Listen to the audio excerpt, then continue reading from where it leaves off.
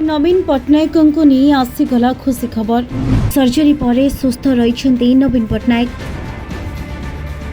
5 ରୁ 6 दिन पर हॉस्पिटल हेबे डिस्चार्ज।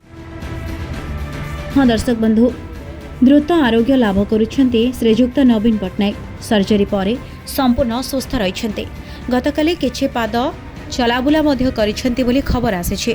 मुंबईर कोकिलाबेन धीरूभाई अंबानी हॉस्पिटल रे सर्वाइकल आर्थराइटिस ऑपरेशन पर बीजेडी सुप्रीमो नवीन पट्टनायक द्रुत आरोग्य लाभ करिसेंती। खूब शीघ्र ओडिशा मध्य आसिबाकु जाउछंती।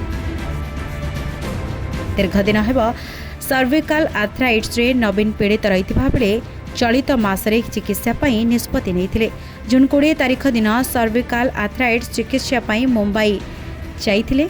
एबे भलरे फेरिबे ओडिशा। प्राय 4 घंटा रही ऑपरेशन प्रक्रिया। मुख्य सर्जरी रही प्राय 2 घंटा। तेबे श्रीजुक्त नवीन पट्टनायक वर्तमान भल अच्छी बोली सूचना आसी पहुंची। तेबे खूब शीघ्र ओडिशा फेरुछंती।